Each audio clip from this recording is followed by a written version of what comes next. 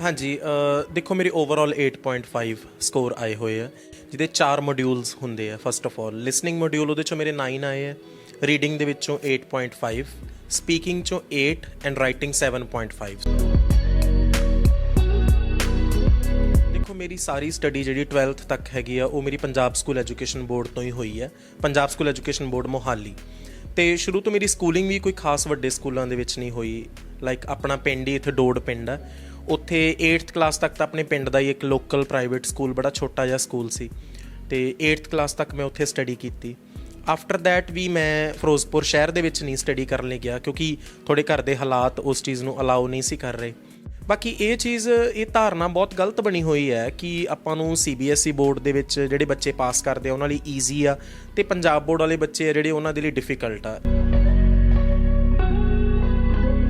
ਜਿਹੜੇ ਸਟੂਡੈਂਟਸ ਆ ਉਹਨਾਂ ਨੂੰ ਮੇਰੀ ਇਹ ਸੁਜੈਸ਼ਨ ਆ ਕਿ ਜਦੋਂ ਉਹ 12th ਪਾਸ ਕਰਦੇ ਆ, IELTS ਕਰਦੇ ਆ, ਸਭ ਤੋਂ ਪਹਿਲਾਂ ਰਿਸਰਚ ਕਰਨ ਕਿ ਜਿਸ ਟੀਚਰ ਤੋਂ ਤੁਸੀਂ ਕੋਚਿੰਗ ਲੈਣ ਜਾ ਰਹੇ ਹੋ ਉਹਦੀ ਬੈਕਗਰਾਊਂਡ ਕੀ ਆ, ਉਹਨੇ ਕੋਚਿੰਗ ਕਿੱਥੋਂ ਲਈ ਆ, ਖੁਦ ਉਹਨੂੰ ਜੋ ਓਫੀਸ਼ੀਅਲ ਬੈਂਡ ਕ੍ਰਾਈਟੀਰੀਆ ਹੈ ਕੈਂਬਰਿਜ ਯੂਨੀਵਰਸਿਟੀ ਦਾ IELTS ਕਰਨ ਦੇ ਲਈ ਜੋ ਚਾਹੀਦਾ ਹੈ, ਉਸ ਚੀਜ਼ ਦੀ ਉਹਨੂੰ ਨੌਲੇਜ ਹੈ ਜਾਂ ਨਹੀਂ। ਘਰ ਹੀ ਬੈਠ ਕੇ ਤੁਸੀਂ ਜਿਹੜੀ ਹੈਗੀ ਤਿਆਰੀ ਕੀਤੀ ਐਗਜ਼ਾਮ ਦੀ, ਫਿਰ ਜਿਹੜੀਆਂ ਕੁਝ ਮਿਸਟੇਕਸ ਹੁੰਦੀਆਂ ਸੀ, ਗਲਤੀਆਂ ਜਾਂ ਸਪੀਕਿੰਗ ਦੇ ਵਿੱਚ ਜਾਂ ਰਾਈਟਿੰਗ ਦੇ ਵਿੱਚ, ਫਿਰ ਉਹ ਕੌਣ ਦੱਸਦਾ ਸੀ? ਇੰਸਟੀਟਿਊਟਸ ਦੇ ਵਿੱਚ ਮੇਰੇ ਕਾਫੀ ਫਰੈਂਡਸ ਵੀ ਹੈਗੇ, ਉਹ ਕਹਿੰਦੇ ਕਿ ਇੰਸਟੀਟਿਊਟ ਵਾਲੇ ਕਹਿੰਦੇ ਆ ਕਿ ਤੁਸੀਂ ਐਗਜ਼ਾਮੀਨਰ ਨੂੰ ਦੇਖ ਕੇ ਹੱਸ ਨਹੀਂ ਸਕਦੇ, ਸਮਾਈਲ ਨਹੀਂ ਕਰ ਸਕਦੇ, ਹੈਂਡ ਮੂਵਮੈਂਟਸ ਨਹੀਂ ਕਰ ਸਕਦੇ, ਅਤੇ ਤੁਹਾਨੂੰ ਬੜਾ ਐਵੇਂ ਬਿਲਕੁਲ ਸਿੱਧਾ ਹੋ ਕੇ ਬੈਠਣਾ ਪੈਂਦਾ, ਅਤੇ ਪ੍ਰੋਪਰ ਇੱਕ ਫਾਰਮਲ ਡਿਸਕਸ਼ਨ। ਬਿਲਕੁਲ ਅਜਿਹਾ ਕੁਛ ਨਹੀਂ ਆ। ਇਸ ਤਰੀਕੇ ਨਾਲ ਆਪਾਂ cue card start, for example ਆਪਾਂ ਸਟਾਰਟ ਕਰਦੇ ਹਾਂ cue card. Examiner cue card ਦਿੰਦੇ ਆ, I want you to talk about a historical place you visited. ਫਿਰ ਉਸ ਤੋਂ ਬਾਅਦ ਜਦੋਂ ਆਪਾਂ ਸਟਾਰਟ ਕਰਨਾ ਹੁੰਦਾ, ਉਹ ਕਹਿਣਗੇ will you start speaking now please. ਪਰ ਆਪਾਂ ਕਹਾਂਗੇ well yes definitely. Well historical places are very important in every person's life, because you know historical places are those kind of places in which we are connected to the past of our nation as well as our state. So India is a diverse nation and there are also many historical places. So ਇਸ ਤਰੀਕੇ ਨਾਲ ਆਪਾਂ cue card start, for example ਆਪਾਂ start ਕਰਦੇ ਹਾਂ cue card. Examiner ਕਹਿੰਦੇ ਅਸੀਂ movies ਦੇਖ ਲੈਂਦੇ ਹਾਂ, ਇੰਗਲਿਸ਼ ਮੂਵੀਜ਼ ਜਾਂ ਕੁਛ ਐਵੇਂ ਦਾ ਕੰਟੈਂਟ। ਦੇਖੋ ਉਹਦੇ 'ਚ ਆਪਾਂ ਨੂੰ ਜੋ ਆਪਾਂ ਮੂਵੀਜ਼ ਵੀ ਦੇਖਦੇ ਹਾਂ ਨਾ, ਉਹਦੇ 'ਚ ਵੀ ਆਪਾਂ ਨੂੰ ਜੋ ਸਾਹਮਣੇ ਵਾਲਾ ਕੀ ਕਹਿ ਰਿਹਾ ਨਾ, ਉਹ ਬੋਲ ਰਿਹਾ, ਆਪਾਂ ਦੇਖ ਵੀ ਰਹੇ ਹਾਂ। ਆਪਣੇ ਜੋ ਸੈਂਸਿਸ ਕੰਮ ਕਰ ਰਹੀਆਂ, ਸਿਰਫ ਆਪਣੀ ਹੀਅਰਿੰਗ ਨਹੀਂ ਕੰਮ ਕਰ ਰਹੀ, ਹੀਅਰਿੰਗ ਸੈਂਸ ਕੰਮ ਨਹੀਂ ਕਰ ਰਹੀ, ਆਪਾਂ ਦੇਖ ਵੀ ਰਹੇ ਹਾਂ, ਅਤੇ ਆਪਾਂ ਨੂੰ ਇੱਕ ਹੋਰ ਹੈਲਪ ਮਿਲ ਗਈ। ਬਟ ਲਿਸਨਿੰਗ 'ਚ ਆਪਾਂ ਦੇਖ ਨਹੀਂ ਪਾਵਾਂਗੇ ਕਿਸੇ ਨੂੰ ਬੋਲਦੇ ਨੂੰ, ਆਪਾਂ ਸਿਰਫ ਸੁਣ ਪਾਵਾਂਗੇ। So students should try to listen only. Podcasts ਨੂੰ ਸੁਣ, ਬ੍ਰਿਟਿਸ਼ ਐਕਸੈਂਟ ਦੇ ਵਿੱਚ ਸੁਣ, ਕਿਉਂਕਿ ਬ੍ਰਿਟਿਸ਼ ਐਕਸੈਂਟ ਦੇ ਵਿੱਚ ਹੀ ਜਿਹੜੀ ਲਿਸਨਿੰਗ ਆ ਉਹ ਪਲੇ ਹੁੰਦੀ ਹੈ। ਸੋ ਉਸ ਐਕਸੈਂਟ ਨੂੰ ਸੁਣ, ਆਪਣੇ ਆਪ ਨੂੰ ਫੈਮਿਲਰਾਈਜ਼ ਕਰਨ।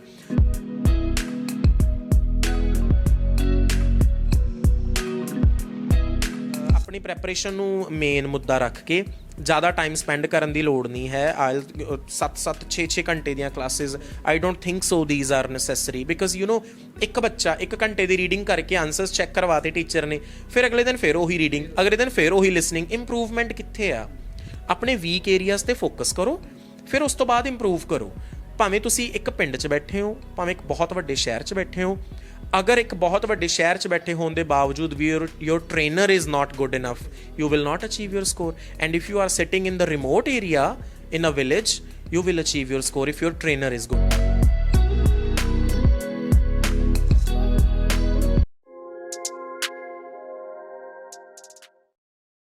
ਤੁਸੀਂ ਦੇਖ ਰਹੇ ਹੋ ਬੋਲੀ ਹੋਲੀ ਬਾਬਾ ਤੇ ਮੈਂ ਹਾਂ ਅਵਤਾਰ ਸਿੰਘ।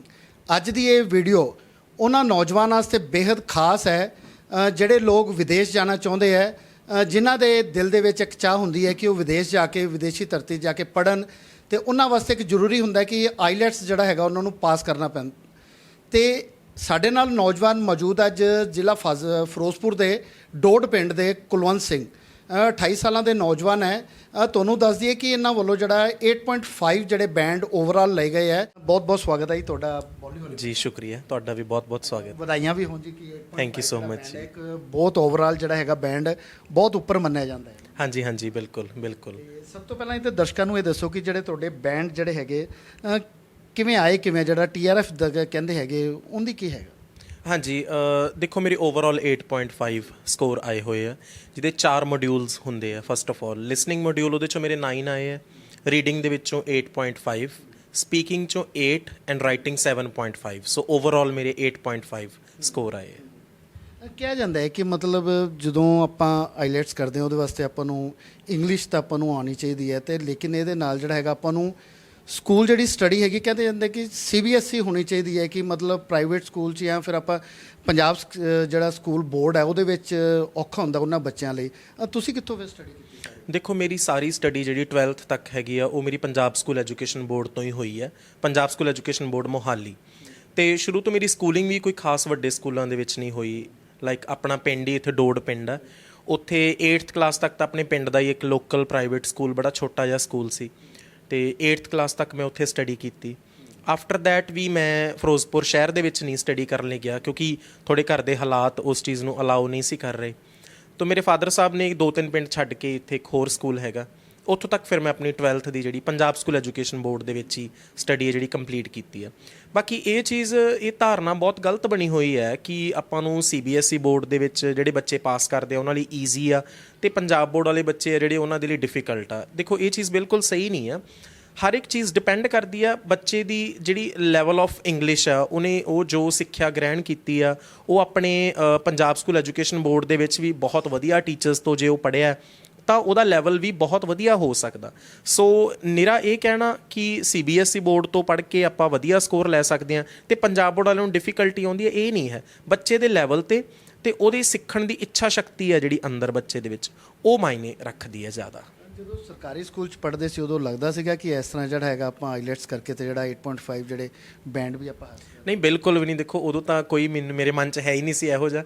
ਬਟ ਮੇਰੇ ਨਾ ਸ਼ੁਰੂ ਤੋਂ ਹੀ ਸਾਡੇ ਇੰਗਲਿਸ਼ ਟੀਚਰ ਹੁੰਦੇ ਸੀ ਆਰਤੀ ਮੈਡਮ, ਉਹਨਾਂ ਨੇ ਮੈਨੂੰ ਸ਼ੁਰੂ ਤੋਂ ਇਹ ਕਿਹਾ ਸੀਗਾ ਕਿ ਜਦੋਂ ਵੀ ਤੁਸੀਂ ਬਾਕੀ ਸਬਜੈਕਟਸ ਦਾ ਜਦੋਂ ਮੇਰਾ ਰਿਜ਼ਲਟ ਆਉਂਦਾ ਸੀ ਤਾਂ ਸਭ ਤੋਂ ਵਧੀਆ ਸਕੋਰ ਮੇਰਾ ਜਿਹੜਾ ਹੈ ਉਹ ਇੰਗਲਿਸ਼ ਦੇ ਵਿੱਚ ਹੀ ਸੀਗਾ। ਮੇਰਾ ਸ਼ੁਰੂ ਤੋਂ ਇੰਟਰਸਟ ਸੀ, ਬਟ ਇਹ ਚੀਜ਼ ਤਾਂ ਕਦੇ ਸੋਚਿਆ ਵੀ ਨਹੀਂ ਸੀਗਾ। ਇਹ ਤਾਂ ਫਰੈਂਕਲੀ ਸਪੀਕਿੰਗ ਤਾਂ ਜਦੋਂ ਮੈਂ 12th ਵੀ ਕਲੀਅਰ ਕੀਤੀ ਆ ਉਦੋਂ ਵੀ ਮੇਰੇ ਮਨ 'ਚ ਇਹ ਨਹੀਂ ਸੀ ਵੀ ਮੈਂ ਆਇਲਸ ਕਰੂੰਗਾ ਜਾਂ ਕੁਝ ਇੱਦਾਂ ਦਾ ਕਰੂੰਗਾ। ਮੇਰਾ ਇਹ ਸੀ ਕਿ ਮੈਂ ਪੜ੍ਹ ਕੇ ਤੇ ਇੰਗਲਿਸ਼ ਲੈਂਗੁਏਜ ਦੇ ਵਿੱਚ ਇੰਗਲਿਸ਼ ਦਾ ਟੀਚਰ ਬਣਨਾ ਚਾਹੁੰਦਾ ਸੀ ਮੈਂ। ਸ਼ੁਰੂ ਤੋਂ ਹੀ ਮੇਰੇ ਅੰਦਰ ਇਹ ਕਰੇਜ਼ ਸੀਗਾ, ਤੇ ਫਿਰ ਅੱਗੋਂ ਜਿਹੜੀ ਮੈਂ ਸਟੱਡੀ ਵੀ ਆ ਉਹ ਇੰਗਲਿਸ਼ ਲੈਂਗੁਏਜ ਨੂੰ ਲੈ ਕੇ ਹੀ ਪਰਸਿਊ ਕੀਤੀ ਸੀ। ਅਕਸਰ ਹੀ ਲੋਕਾਂ ਦੇ ਨੌਜਵਾਨਾਂ ਦੀ ਇੱਕ ਜਿਹੜੀ ਇਹ ਮਿੱਥ ਬਣੀ ਹੁੰਦੀ ਹੈ ਕਿ ਮਤਲਬ ਆਪਾਂ ਜੇ ਇੰਗਲਿਸ਼ ਸਕੂਲਾਂ 'ਚ ਹੀ ਪੜ੍ਹਾਂਗੇ ਤਾਂ ਫੇਰ ਹੀ ਜਾ ਕੇ ਆਪਾਂ ਜਿਹੜਾ ਹੈਗਾ ਵਿਦੇਸ਼ ਜਾ ਸਕਦੇ ਹਾਂ, ਜਾਂ ਫਿਰ ਆਪਾਂ ਜਿਹੜਾ ਇੰਗਲਿਸ਼ ਨੂੰ ਜਿਹੜਾ ਹੈਗਾ ਅਚੀਵ ਕਰਕੇ ਲੋਕਾਂ ਦੇ ਨਾਲ ਗੱਲ ਕਰ ਸਕਦੇ ਹਾਂ। ਕਿ ਮੰਨਦੇ ਹੋ ਇਸ ਤਰ੍ਹਾਂ ਦਾ? ਦੇਖੋ ਇੰਗਲਿਸ਼ ਇੱਕ ਇੰਟਰਨੈਸ਼ਨਲ ਲੈਂਗੁਏਜ ਆ ਤੇ ਬਾਕੀ ਭਾਸ਼ਾਵਾਂ ਦੀ ਤਰ੍ਹਾਂ ਇੱਕ ਨਾਰਮਲ ਭਾਸ਼ਾ ਹੈ। ਇਹਨੂੰ ਸਿੱਖਣ ਦੇ ਲਈ ਆਪਾਂ ਨੂੰ ਜਿਹੜੀ ਅੰਦਰ ਬੱਚੇ ਦੇ ਇੱਕ ਚਾਹ ਹੋਣੀ ਚਾਹੀਦੀ ਆ, ਉਹਦੇ ਲਈ ਉਹ ਇੱਕ ਇੰਗਲਿਸ਼ ਸਕੂਲ ਤੋਂ ਪੜ੍ਹਿਆ ਜਾਂ ਨਹੀਂ ਪੜ੍ਹਿਆ, ਇਹ ਅੱਗੇ ਜਿਵੇਂ ਮੈਂ ਤੁਹਾਨੂੰ ਦੱਸ ਕੇ ਹਟਿਆ ਕਿ ਇਹ ਚੀਜ਼ ਬਿਲਕੁਲ ਵੀ ਮੈਟਰ ਨਹੀਂ ਕਰਦੀ। ਮੈਟਰ ਜੋ ਕਰਦਾ ਹੈ ਉਹ ਬੱਚੇ ਦੀ ਡਿਟਰਮੀਨੇਸ਼ਨ ਆ, ਉਹਦੀ ਜਿਹੜੀ ਅਬਿਲਿਟੀ ਹੈ ਟੂ ਅੰਡਰਸਟੈਂਡ ਐਨੀ ਲੈਂਗੁਏਜ। ਕੋਈ ਕਿਸੇ ਵੀ ਭਾਸ਼ਾ ਨੂੰ ਸਿੱਖਣ ਦੀ ਉਹਦੇ 'ਚ ਇੱਛਾ ਸ਼ਕਤੀ ਹੈ ਤਾਂ ਉਹ ਸਿੱਖ ਸਕਦਾ। ਤੇ ਉਵੇਂ ਜਿਵੇਂ ਪੰਜਾਬੀ ਇੱਕ ਭਾਸ਼ਾ ਹੈ, ਹਿੰਦੀ ਹੈ, ਕੋਈ ਵੀ ਇੱਕ ਆਪਣੇ ਅਦਰ ਸਟੇਟਸ ਦੀ ਕੋਈ ਵੀ ਲੈਂਗੁਏਜ ਹੈ, ਇਵੇਂ ਇੰਗਲਿਸ਼ ਵੀ ਇੱਕ ਲੈਂਗੁਏਜ ਆ ਜੋ ਕਿ ਹਾਂ ਇੰਟਰਨੈਸ਼ਨਲ ਲੈਵਲ 'ਤੇ ਅਗਰ ਆਪਾਂ ਕਿਸੇ ਨਾਲ ਕੋਈ ਕਨਵਰਜ਼ੇਸ਼ਨ ਕਰਨੀ ਆ, ਕਿਸੇ ਫੋਰਨ ਕੰਟਰੀਜ਼ ਦੇ ਵਿੱਚ ਅਗਰ ਆਪਾਂ ਵਧੀਆ ਫਿਊਚਰ ਬਣਾਉਣਾ then English is necessary. Definitely English is very important, but English ਸਕੂਲਾਂ 'ਚ ਪੜ੍ਹ ਕੇ ਇੰਗਲਿਸ਼ ਆਊਗੀ ਦੈਟਸ ਨਾਟ ਦ ਕੇਸ। ਇਹ ਅਜਿਹੀ ਬਿਲਕੁਲ ਇਹ ਚੀਜ਼ ਸਹੀ ਨਹੀਂ ਹੈ। ਮੇਰੇ ਅਕੋਰਡਿੰਗਲੀ ਤਾਂ ਇਹ ਚੀਜ਼ ਹੈ ਕਿ ਇੱਕ ਇਹ ਚੀਜ਼ ਨੂੰ ਬਣਾ ਦੇਣਾ ਕਿ ਇੰਗਲਿਸ਼ ਲੈਂਗੁਏਜ ਸਿੱਖਣੀ ਪਊਗੀ ਤੇ ਉਹ ਇੱਕ ਵੱਡੇ ਇੰਸਟੀਟਿਊਟ 'ਚ ਜਾ ਕੇ ਵੱਡੇ ਇੱਕ ਜਗ੍ਹਾ 'ਤੇ ਜਾ ਕੇ ਹੀ ਸਿੱਖੀ ਜਾ ਸਕਦੀ ਹੈ, ਇਹ ਬਿਲਕੁਲ ਨਹੀਂ ਹੈ। ਤੇ ਇਹ ਚੀਜ਼ ਸੇਮ ਮੇਰੇ ਨਾਲ ਵੀ ਹੋਈ ਹੈ ਕਿਉਂਕਿ ਮੈਂ ਆਪਣੇ ਘਰ ਦੇ ਵਿੱਚ ਬੈਠ ਕੇ ਹੀ ਇਹ ਚੀਜ਼ ਅਚੀਵ ਕੀਤੀ ਹੈ। ਉਹੀ ਗੱਲ ਤੇ ਉਸੇ ਗੱਲ ਤੇ ਆ ਰਿਹਾ ਸੀ ਸਵਾਲ ਤੇ ਕਿ ਮਤਲਬ ਲੋਕਾਂ ਨੂੰ ਵੀ ਇਹੀ ਹੁੰਦਾ ਕਿ ਜੇਕਰ ਆਪਾਂ ਆਈਲੈਟਸ ਕਰਨੀ ਹੈ ਤਾਂ ਉਸਦੇ ਲਈ ਆਪਾਂ ਨੂੰ ਚੰਗੇ ਜਿਹੜੇ ਇੰਸਟੀਚਿਊਟ ਹੈ ਉੱਥੇ ਜਾਣਾ ਪਊਗਾ, ਕੋਚਿੰਗ ਲੈਣੀ ਪਊਗੀ, ਫਿਰ ਹੀ ਆਪਾਂ ਕਰ ਸਕਦੇ ਹਾਂ। ਦੇਖੋ ਫਸਟ ਆਫ ਆਲ ਤਾਂ ਆਇਲਸ ਦੀ ਕੋਚਿੰਗ ਉਹ ਬੱਚਾ ਲੈਂਦਾ ਜੋ ਆਲਰੇਡੀ 12th ਕਰ ਚੁੱਕਿਆ। ਮੇਰੇ ਹਿਸਾਬ ਨਾਲ ਤਾਂ ਜਿਹੜਾ ਬੱਚਾ ਆਲਰੇਡੀ 12th ਕਰ ਚੁੱਕਿਆ ਨਾ ਉਹਦਾ ਮੈਂਟਲ ਲੈਵਲ ਇੰਨਾ ਕੁ ਡਿਵੈਲਪ ਹੋ ਜਾਣਾ ਚਾਹੀਦਾ ਹੈ ਕਿ ਦੇਖੋ ਆਪਾਂ ਮਾਰਕੀਟ ਦੇ ਵਿੱਚ ਕੋਈ ਸਬਜ਼ੀ ਲੈਣ ਵੀ ਜਾਂਦੇ ਹਾਂ ਤਾਂ ਆਪਾਂ 3-4 ਥਾਵਾਂ ਤੋਂ ਉਹਦੀ ਜਿਹੜਾ ਪ੍ਰੋਪਰ ਉਹਨੂੰ ਦੇਖਦੇ ਹਾਂ ਕਿ ਕਿੱਥੋਂ ਆਪਾਂ ਨੂੰ ਕੋਈ ਚੀਜ਼ ਵੀ ਲੈਣ ਜਾਂਦੇ ਹਾਂ ਕਿੱਥੋਂ ਆਪਾਂ ਨੂੰ ਵਧੀਆ ਮਿਲ ਰਹੀ ਆ, ਕੁਆਲਿਟੀ ਨਾਲ ਕੰਪਰੋਮਾਈਜ਼ ਨਹੀਂ ਹੈਗਾ। ਸੋ ਉਹ ਚੀਜ਼ ਜ਼ਿਆਦਾ ਮੈਟਰ ਕਰਦੀ। ਇਵੇਂ ਹੀ ਜਦੋਂ ਆਪਾਂ ਆਇਲਸ ਦੀ ਕੋਚਿੰਗ ਲੈਂਦੇ ਹਾਂ, ਦੇਖੋ ਇੰਗਲਿਸ਼ ਲੈਂਗੁਏਜ ਹੈ, ਇੰਗਲਿਸ਼ ਲੈਂਗੁਏਜ ਸਿੱਖਣ ਦੇ ਲਈ ਆਪਾਂ ਨੂੰ ਇੱਕ ਅਜਿਹਾ ਕੋਚ, ਇੱਕ ਅਜਿਹਾ ਐਕਸਪਰਟ ਹਾਇਰ ਕਰਨਾ ਚਾਹੀਦਾ who is already proficient in English language, ਜਿਹਨੂੰ ਇੰਗਲਿਸ਼ ਲੈਂਗੁਏਜ ਦੀ ਨੌਲੇਜ ਅੱਛੀ ਤਰੀਕੇ ਨਾਲ ਹੈ।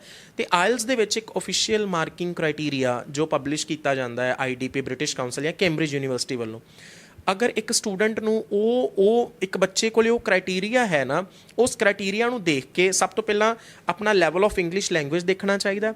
ਉਸ ਅਕੋਰਡਿੰਗਲੀ ਇੱਕ ਬਹੁਤ ਵਧੀਆ ਟੀਚਰ ਨੂੰ ਹਾਇਰ ਕਰਨਾ ਚਾਹੀਦਾ ਹੈ ਆਇਲਸ ਕਰਨ ਦੇ ਲਈ rather than going to the big institutes or things like that. ਕਿਉਂਕਿ ਦੇਖੋ ਆਇਲਸ ਪੰਜਾਬ ਦੇ ਲਈ ਹੁਣ ਜਿਵੇਂ ਇਹ ਇੱਕ ਕਹਾਵਤ ਹੀ ਬਣ ਗਈ ਹੈ ਕਿ ਪੰਜਾਬ ਦਾ UPSC ਕਿਹਾ ਜਾਂਦਾ ਆਇਲਸ ਨੂੰ। ਜਿਵੇਂ ਬਾਹਰਲੀਆਂ ਸਟੇਟਾਂ 'ਚ ਲੋਕ UPSC ਕਲੀਅਰ ਕਰਦੇ ਉਵੇਂ ਪੰਜਾਬ 'ਚ ਲੋਕ ਆਇਲਸ ਨੂੰ ਸਮਝਦੇ ਆ। ਸੋ ਉਸ ਚੀਜ਼ ਨੂੰ ਲੈ ਕੇ ਬਹੁਤ ਜ਼ਿਆਦਾ ਬਿਜ਼ਨਸਿਸ ਵੀ ਖੁੱਲ੍ਹ ਗਏ ਆ। ਸਾਰਿਆਂ ਨੂੰ ਇੱਕੋ ਰੱਸੇ ਨਹੀਂ ਬੰਨ੍ਹ ਸਕਦੇ ਆਪਾਂ, ਬਟ ਬਹੁਤ ਗਿਣਤੀ ਇੰਸਟੀਟਿਊਟਸ ਜਿਹੜੇ ਸੋ ਕਾਲਡ ਆਇਲਸ ਐਕਸਪਰਟਸ ਬਣੇ ਹੋਏ ਆ ਮਾਰਕੀਟ ਦੇ ਵਿੱਚ, ਉਹ ਆਪਣੇ ਆਪ ਨੂੰ 6.5 ਜਾਂ 7 ਬੈਂਡ ਸਕੋਰ ਵਾਲਾ ਇੱਕ ਸਟੂਡੈਂਟ ਹਾਇਰ ਕਰਕੇ ਅਤੇ ਉਹਦੇ 'ਚੋਂ ਉਹ ਕੁਆਲਿਟੀ ਲੈਣਾ ਚਾਹੁੰਦੇ, ਉਹ ਬੱਚਿਆਂ ਨੂੰ ਦੇਣਾ ਚਾਹੁੰਦੇ ਆ।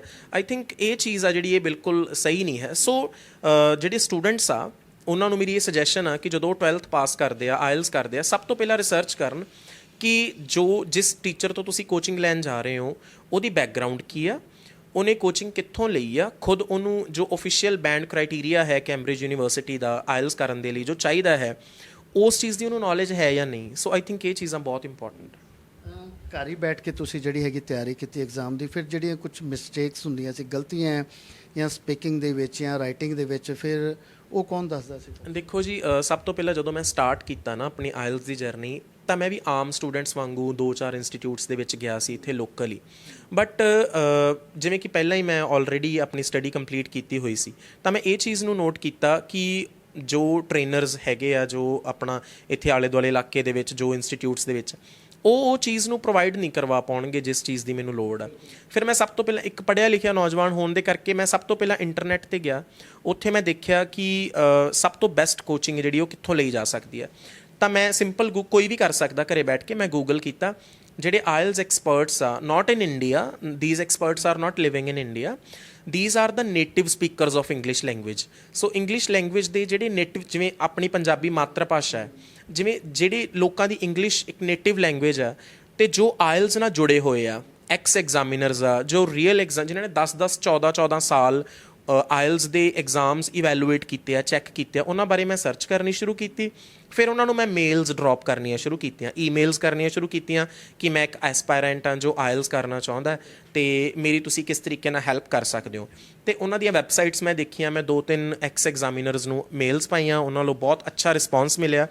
ਉਹਨਾਂ ਦੀਆਂ ਫ੍ਰੀ ਸਰਵਿਸਿਜ਼ ਵੀ ਹੈਗੀਆਂ ਸੀ, ਕੁਝ ਪੇਡ ਸਰਵਿਸਿਜ਼ ਵੀ ਹੈਗੀਆਂ ਸੀ। ਅਤੇ ਜਿਵੇਂ ਤੁਸੀਂ ਪੁੱਛਿਆ ਕਿ ਜੇ ਕੋਈ ਪ੍ਰੋਬਲਮ ਆਉਂਦੀ ਸੀ ਤਾਂ ਮੈਂ ਉਹਨਾਂ ਨੂੰ ਜਸਟ ਆਪਣਾ ਜੋ ਜਿਸ ਕੰਟੈਂਟ ਨਾਲ ਮੈਨੂੰ ਪ੍ਰੋਬਲਮ ਆ ਉਹਦੀ ਮੈਂ ਮੇਲ ਡਰੋਪ ਕਰਦਾ ਸੀ ਅਤੇ ਉਹ ਅੱਗੋਂ ਈਮੇਲ ਨਾਲ ਉਹਦਾ ਰਿਪਲਾਈ ਕਰ ਦਿੰਦੇ ਸੀ। ਸੋ ਇਹ ਚੀਜ਼ ਨੇ ਮੈਨੂੰ ਬਹੁਤ ਹੈਲਪ ਕੀਤੀ।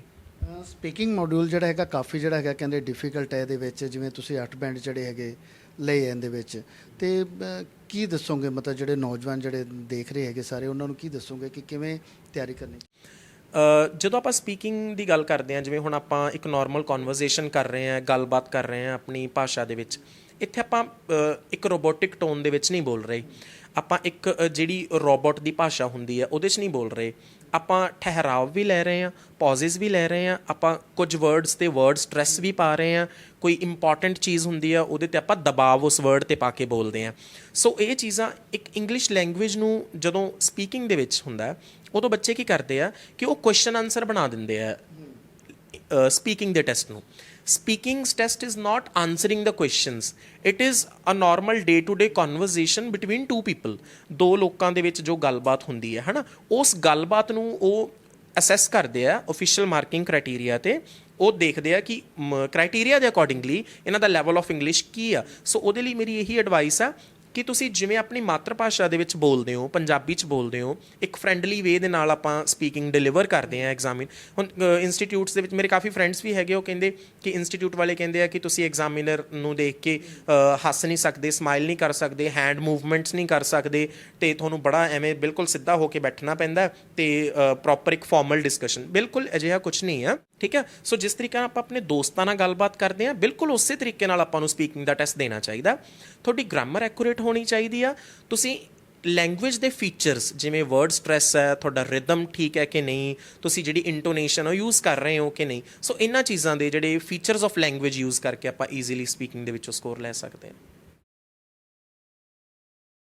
ਹਾਂਜੀ, ਵੇਟ ਤੁਸੀਂ ਕੁਲਵੰਤ ਸਿੰਘ ਦੀ ਇਹ ਇੰਟਰਵਿਊ ਦੇਖ ਰਹੇ ਹੋ, ਜਿਸ ਨੇ ਸਰਕਾਰੀ ਸਕੂਲ ਚੋਂ ਪੜ੍ਹ ਕੇ 8.5 ਬੈਂਡ ਲੈ ਲਏ ਤੇ ਅੱਜ ਕੱਲ੍ਹ ਇੰਸਟੀਟਿਊਟਾਂ ਤੇ ਲੋਕ ਹਜ਼ਾਰਾਂ ਰੁਪਏ ਖਰਾਬ ਕਰ ਦਿੰਦੇ ਆ, ਪਰ ਫਿਰ ਵੀ ਉਹਨਾਂ ਦੇ 6 ਜਾਂ 7 ਬੈਂਡ ਵੀ ਨਹੀਂ ਆਉਂਦੇ। ਪਰ ਕੁਲਵੰਤ ਸਿੰਘ ਨੇ ਘਰੇ ਤਿਆਰੀ ਕੀਤੀ ਤੇ 8.5 ਬੈਂਡ ਲੈ ਕੇ ਇਹ ਸਾਬਤ ਕਰਤਾ ਕਿ ਪਿੰਡਾਂ ਦੇ ਬੱਚੇ ਵੀ ਘੱਟ ਨਹੀਂ ਤੇ ਸਰਕਾਰੀ ਸਕੂਲਾਂ ਦੇ ਪੜ੍ਹੇ ਬੱਚੇ ਵੀ ਵਧੀਆ ਬੈਂਡ ਲੈ ਸਕਦੇ ਆਈਲੈਟਸ ਦੇ ਵਿੱਚੋਂ। ਸੋ ਜੇ ਤੁਸੀਂ ਕੁਲਵੰਤ ਸਿੰਘ ਤੋਂ ਘਰੇ ਬੈਠੇ ਆਨਲਾਈਨ ਪੜ੍ਹਨਾ ਚਾਹੁੰਦੇ ਹੋ ਤਾਂ ਕੁਲਵੰਤ ਸਿੰਘ ਨੇ ਤੁਹਾਡੇ ਲਈ ਇੱਕ ਕੋਰਸ ਵੀ ਬਣਾਇਆ ਜਿਸ ਵਿੱਚ ਉਸਨੇ ਲਿਸਨਿੰਗ, ਰੀਡਿੰਗ, ਰਾਈਟਿੰਗ, ਸਪੀਕਿੰਗ ਚਾਰੇ ਮੋਡਿਊਲਸ ਨੂੰ ਬਹੁਤ ਹੀ ਵਿਸਤਾਰ ਦੇ ਵਿੱਚ ਐਕਸਪਲੇਨ ਕੀਤਾ ਤੇ ਉਹਨੇ ਆਪਣੀਆਂ ਸਾਰੀਆਂ ਟਿਪਸ ਐਂਡ ਟ੍ਰਿਕਸ ਦੱਸੀਆਂ ਜਿਨ੍ਹਾਂ ਦੇ ਨਾਲ ਉਹਨਾਂ ਨੂੰ 8.5 ਬੈਂਡ ਆਏ ਆ। ਸੋ ਤੁਸੀਂ ਕੁਲਵੰਤ ਸਿੰਘ ਵੱਲੋਂ ਬਣਾਇਆ ਗਿਆ ਇਹ ਕੋਰਸ ਹੁਣੇ ਜੁਆਇਨ ਕਰ ਸਕਦੇ ਹੋ। ਨੀਚੇ ਡਿਸਕ੍ਰਿਪਸ਼ਨ ਦੇ ਵਿੱਚ ਵੀ ਲਿੰਕ ਦਿੱਤਾ ਤੇ ਕਮੈਂਟ ਦੇ ਵਿੱਚ ਵੀ ਸਭ ਤੋਂ ਉੱਪਰ ਜੋ ਲਿੰਕ ਆ ਰਿਹਾ ਉਸ ਤੇ ਕਲਿੱਕ ਕਰਕੇ ਤੁਸੀਂ ਇਸ ਕੋਰਸ ਨੂੰ ਹੁਣੇ ਜੁਆਇਨ ਕਰੋ। ਜਦੋਂ ਕਿਊ ਕਾਰਡ ਦੇ ਵਿੱਚ ਟੌਪਿਕ ਦਿੱਤਾ ਜਾਂਦਾ ਹੈ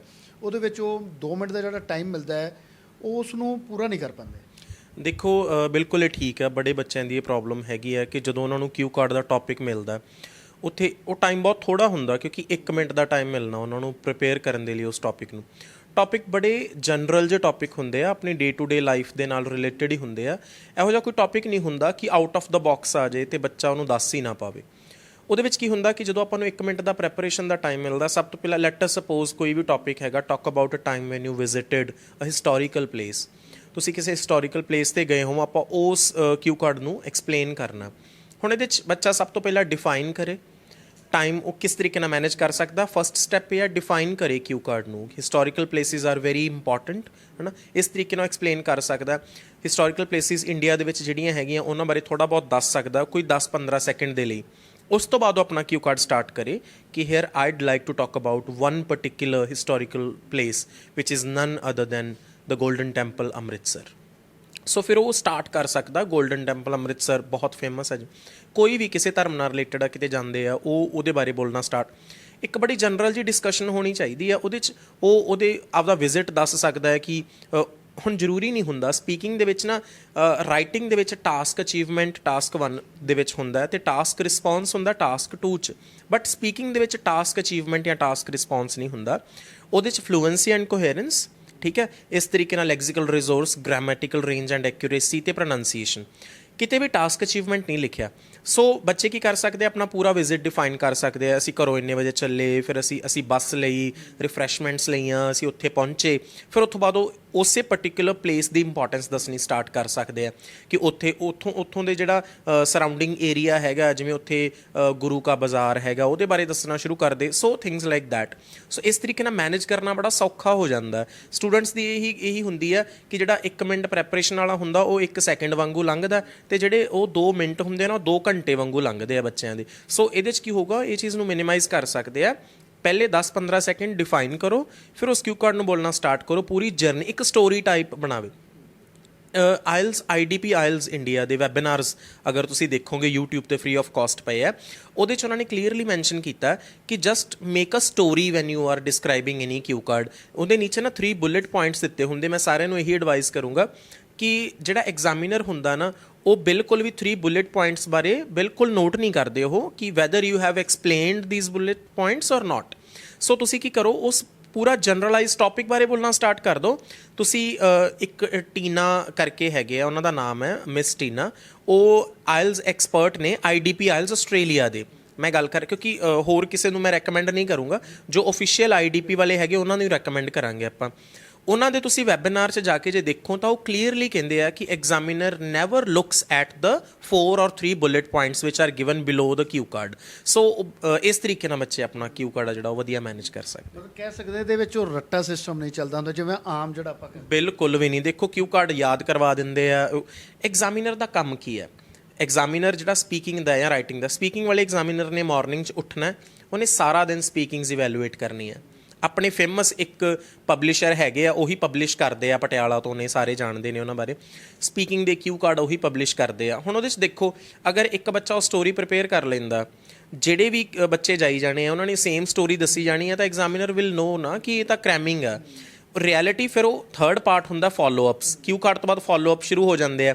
ਫਿਰ ਉਹ ਫੋਲੋ-ਅਪਸ ਦੇ ਵਿੱਚ ਬੱਚੇ ਦੀ ਜਿਹੜੀ ਓਰੀਜਨੈਲਿਟੀ ਉਹ ਸਾਹਮਣੇ ਆਉਂਦੀ, ਕਿਉਂਕਿ ਫੋਲੋ-ਅਪਸ ਆ ਜਿਹੜੇ ਉਹ ਤਾਂ ਐਗਜ਼ਾਮੀਨਰ ਨੇ ਆਪਣੇ ਮਾਈਂਡ 'ਚੋਂ ਕ੍ਰੀਏਟ ਕਰਕੇ ਤੁਹਾਨੂੰ ਪੁੱਛਣੇ ਆ। ਤੁਸੀਂ ਉੱਥੇ ਸਟਰਗਲ ਕਰ ਦੋਗੇ ਅਤੇ ਜੋ ਤੁਹਾਡੀ ਰਿਐਲਿਟੀ ਆ ਸਕੋਰ ਤੁਹਾਨੂੰ ਉਹਦੇ ਬੇਸ 'ਤੇ ਮਿਲਣਾ। ਸੋ ਕ੍ਰੈਮਿੰਗ ਵੱਲ ਨਹੀਂ ਜਾਣਾ ਚਾਹੀਦਾ। First make a story of every cue card, ਉਹਦੀ ਪ੍ਰੈਪਰੇਸ਼ਨ ਕਰ ਲਓ ਪ੍ਰੋਪਰ ਤਰੀਕੇ ਨਾਲ, ਫਿਰ ਉਹਨੂੰ ਡਿਲੀਵਰ ਕਰੋ। ਇਹ ਈਜ਼ੀਐਸਟ ਮੈਥਡ ਹੈ ਕਰਨ ਲਈ। ਤੁਸੀਂ ਕਿਸ ਟੌਪਿਕ ਤੇ ਦੱਸ ਸਕਦੇ ਹੋ ਕਿ ਕਿਊ ਕਾਰਡ 'ਚ ਜੇ ਕਿਸੇ ਨੂੰ ਹੋਵੇ ਤਾਂ ਇੰਗਲਿਸ਼? ਦੇਖੋ ਕੋਈ ਵੀ ਟੌਪਿਕ ਆ, ਲੈਟ ਅਸ ਸਪੋਜ਼ ਆਪਾਂ ਗੱਲ ਕਰ ਰਹੇ ਸੀ ਹਿਸਟੋਰੀਕਲ ਪਲੇਸ ਦੀ, ਹੈ ਨਾ, talk about a historical place you visited. So if I am given 1 minute, ਮੈਨੂੰ 1 ਮਿੰਟ ਮਿਲਦਾ ਜਿਵੇਂ ਮੰਨ ਲਓ ਪ੍ਰੈਪਰੇਸ਼ਨ ਲਈ, ਉਹ 'ਚ ਮੇਰੇ ਮਾਈਂਡ 'ਚ ਚੱਲਣਾ ਚਾਹੀਦਾ ਵੀ ਮੈਂ ਫਸਟ ਆਫ ਆਲ ਇਹਨੂੰ ਡਿਫਾਈਨ ਕਰਨਾ ਹੈ, ਕਿਊ ਕਾਰਡ ਨੂੰ ਮਾਈਂਡ 'ਚ ਰੱਖਣਾ ਕਿ ਹਾਂ ਹਿਸਟੋਰੀਕਲ ਪਲੇਸਿਸ ਬਹੁਤ ਇੰਪੋਰਟੈਂਟ ਆ। ਸੋ ਇਸ ਤਰੀਕੇ ਨਾਲ ਆਪਾਂ cue card start, for example ਆਪਾਂ ਸਟਾਰਟ ਕਰਦੇ ਹਾਂ cue card, examiner cue card ਦਿੰਦੇ ਆ, I want you to talk about a historical place you visited. ਫਿਰ ਉਸ ਤੋਂ ਬਾਅਦ ਜਦੋਂ ਆਪਾਂ ਸਟਾਰਟ ਕਰਨਾ ਹੁੰਦਾ ਉਹ ਕਹਿਣਗੇ will you start speaking now please. ਫਿਰ ਆਪਾਂ ਕਹਾਂਗੇ well yes definitely, well historical places are very important in every person's life because you know historical places are those kind of places in which we are connected to the past of our nation as well as our state. So India is a diverse nation and there are also many historical places ranging from the Red Fort and the Golden Temple Amritsar, but I am living in Punjab, so here I'd like to talk about one particular place in Punjab which is none other than the Golden Temple Amritsar. The Golden Temple Amritsar is the famous Sikh temple and it is famous for its creation or its design because it is the gold is embroidered in it, so that is why Golden Temple is very popular.